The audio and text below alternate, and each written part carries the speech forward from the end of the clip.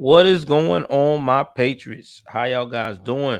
Welcome to another edition of You Guessed It, Joel Davis Media Network. If it's your first time tuning in to the broadcast, do me a favor, hit that like button, hit that subscribe button, hit that notification bell up top. Please like and share. Please like and share.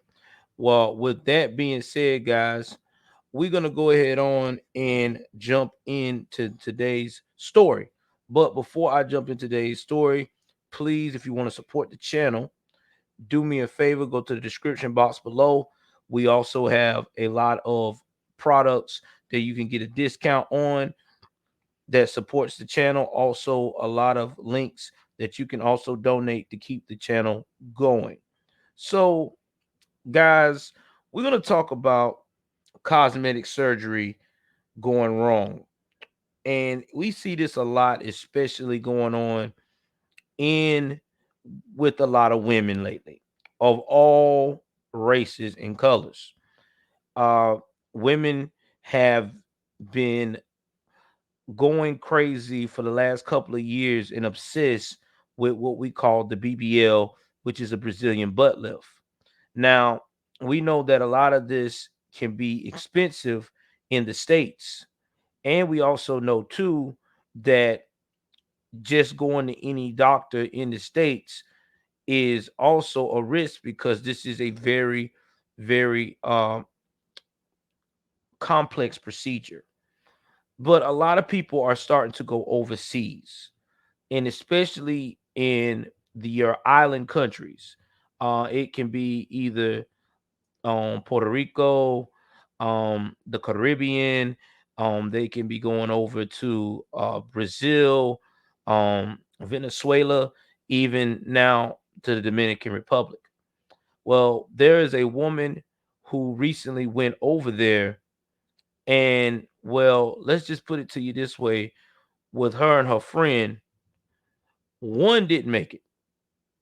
Let's go ahead on here and share the story, and then after this story is played out, I will give you my analysis of what I feel that people should start doing before taking these risks in these surgeries.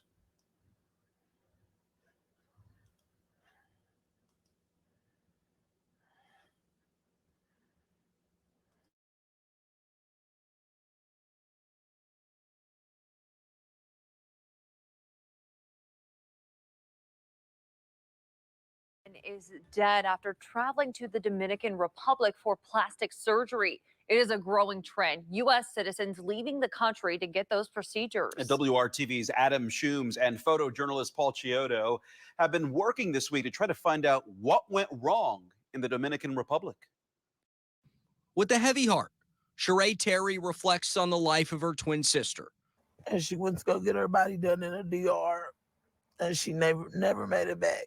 Shakari Terry was a mother to a 2-year-old and the proud owner of the Mini Blessings in Paradise daycare on the city's east side before going to the Dominican Republic. And me and my sister had the type of relationship where we could get into it 1 minute, and then right after that we'll be back friends and talk. And so I knew someone right. I felt it in my heart, and I've been just trying to get help. This wasn't Shakari's first surgery this year. She posted on her Facebook back in February that she got surgery. Her family says it was a gastric sleeve surgery that she got in Mexico. Just a few months later, on April 11th, her family says Shakari went with her friend Carlisha Williams to the Dominican Republic. So she definitely was healthy. Everything went wrong. It happened there. They both had surgery for a Brazilian butt lift and a tummy tuck. They say the surgery was performed by Dr. Jose de Sena, seen here before the surgery. But after she called me Thursday night, she just wasn't right. The second day into recovery, which was Friday, the 15th, Shakori was I was, moving around a lot more. And Shakori, I was still in pain, but I was moving around. Shakori wasn't really moving around. She wasn't doing nothing. She would lay in bed. I would go in there and try to get her out the bed, try to get her to come downstairs and eat with me. And she just wasn't responding well. Carlisha says Sha'Carri was moved from their recovery house and admitted to a clinic in Santiago. When we go in there and I see Sha'Carri, I almost fell out. Like literally, like she was on all these machines. She was unresponsive. And she wasn't talking, wasn't alert, eyes closed. She's unresponsive. Carlisha Williams was told that Sha'Carri was okay. Her kidneys were doing well and her body needed rest. Carlisha says Dr. DeSenya said she was only sedated. So I'm like, so if you unhook that, she'll be able to breathe and stuff like that on her. He was like, oh, yeah, she's perfectly fine. Like, her body just needs rest. Carlisha says she went back to see Sha'Carri the next day and a different doctor was there. According to Carlisha, that doctor told her Sha'Carri was having a hard time breathing on her own. But 20 minutes later, she says Dr. DeSenya came in and told her Sha'Carri was getting better and just needed dialysis. I reach out to the mother and, I'm telling them what's going on, but I'm trying not to scare them. But at this point, I want to scream, like, get down here, like. When Sha'Carri's mom arrived about a week after the surgery, Carlisha says the doctors continued to say that Sha'Carri just needed rest and they were told to leave. Carlisha was set to come back to Indiana the next day. Her mother's talking to her. Her mother, basically, she tells me, like, Carlisha, I don't believe my daughter is alive. She was like, I know my daughter isn't alive. Why won't they tell me? By the time she got to Indiana, Carlisha said that she was notified that Sha'Carri had passed away. So she was like, Carlisha, I went back to my room. She was like, I was probably there for about an hour. She was like, they called me and told me Sha'Carri's heart stopped just that quick. I said, huh? She said, as soon as she went in, she said her daughter was already in a body bag that quick. Sheree and Carlisha say they just want answers. I reached out to the State Department. They said they can confirm the death of a U.S. citizen in the Dominican Republic, and they're providing all appropriate assistance to the family. We're going to keep fighting. We will not stop at all. Sha'Carri was a very important person. Working for you, Adam Shooms, WRTV. Well, we have made numerous attempts to contact Dr. Jose DeSenya in the Dominican Republic. He has not responded to any of our requests. We will keep trying to reach him, however. And tonight, the family tells us after trying for days, they expect Sha'Carri's body back in the U.S. tomorrow. There will be a balloon release for Sha'Carri Terry happening this Saturday at 4 p.m. This will be at 5417 East 38th Street on the northeast side of Indianapolis, and we do want to pass along the public is welcome to attend. WRTV reached out to a doctor who specializes in plastic and reconstructive surgeries for Eskenazi, Methodist, and IU Health. He said traveling overseas for plastic surgery is a growing trend. Dr. Ivan Haddad said since last summer, he has seen at least one patient a week at his practice at Eskenazi who had previously left the country for plastic surgery. He said some had complications from those overseas surgeries and some did not. I would say it's like 50-50 in that there's a number of patients that, had the operation that they wanted and had a adequate result.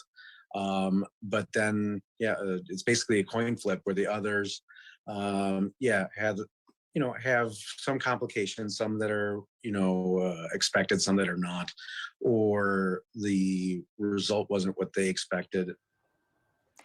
Dr. Haddad said fairly often he sees patients that have traveled to another country for surgery. So before you get any kind of procedure here in Indiana, you can look up a doctor and check out their qualifications, disciplinary history, and any claims of malpractice. Just go to the state's website, in.gov, and find the Medical Licensing Board of Indiana section.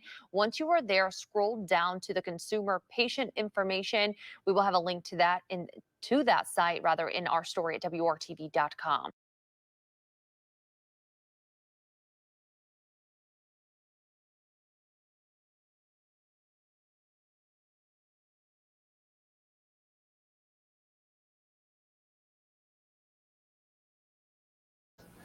Again, what a tragic story. So, this is becoming an ongoing trend with a lot of women in America today. I've seen are going into these places trying to get a Brazilian butt lift for half the cost. And not only just that, gastric sleeves, all that stuff. Now, if you looked at the post that she posted, she was she stated that she got a gastric sleeve for $4,000.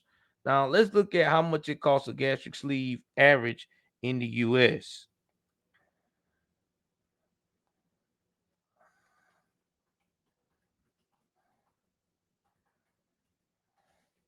Give me 1 second. And I will share that with y'all right quick.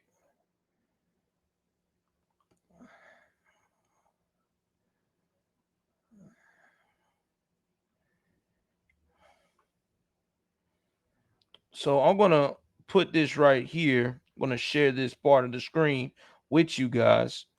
All right. So we're gonna do some research.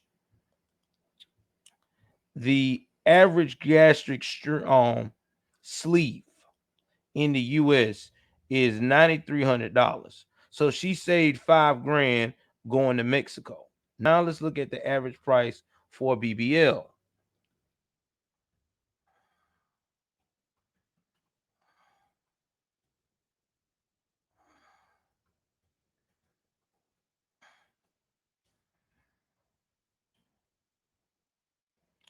Now in the US for a decent one, it is between 14,000 $8,500 to $14,500.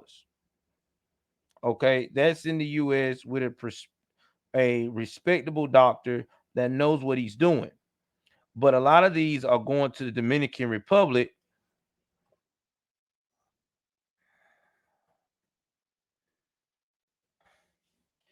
and they're paying around about 2 grand or $6,500 because in their mind it's a discount, right? Well, here's the problem when you're going to these type of places to get surgery overseas. Overseas is not like the US. The US goes through a very tremendous uh a very complex system to make sure that whoever does that surgery or whatever doctor performs a specialist in its field, that if there is a malpractice that happens, the family can sue. There's insurance involved to take care of the family financially. And at the same time, if the doctor is very much in the wrong and shows any type of skill of being negligent, he will get his doctor's license, all that stuff taken away from him. It's not like that overseas. A lot of these doctors are run of the mill doctors, hit and miss doctors. They're just trying to get a quick buck. So when you go overseas, they're not going to be as transparent.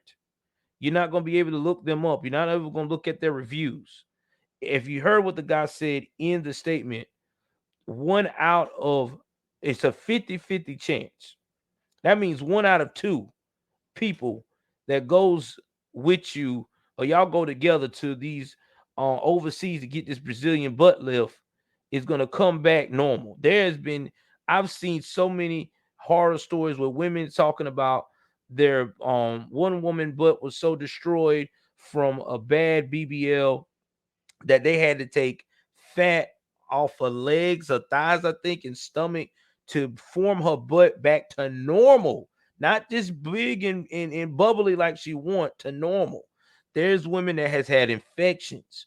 What about that case we talked about? That woman was giving people, women, the BBL, and it come to find out it was all cement, mixture, and it was hard. A lot of those women had to get, reconstructed surgery on their backside. Ladies, that's what I'm telling you. If you can't afford to do it the right way, you don't need it. I'm going to say it again. If you can't afford it the right way, you don't need it. Not everybody's going to have a natural big booty.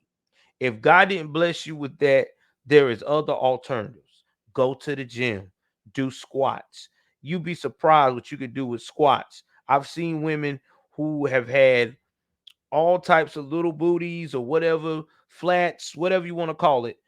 Do the proper exercise in the gym, do the squats, do the work, and their butt comes out to be the way they want it to be. Yes, it takes some time.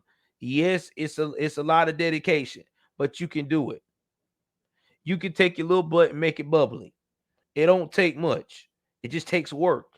A lot of y'all don't want to do that. A lot of y'all want this image of what the Kardashians and all these women you seeing on Instagram and stuff are painting for you. And it's really starting to really get y'all in situations where your life is in danger. And look on and look at some of this stuff here. Some of these women that have these BBLs I be seeing, they go so overboard that they look deformed. Okay, you got little legs and you got an ant butt back there. That junk look crazy. And y'all be thinking that it's beautiful and it's not. I mean, you got to start using common sense. If you're going to do these surgeries, you need to look at who you're dealing with.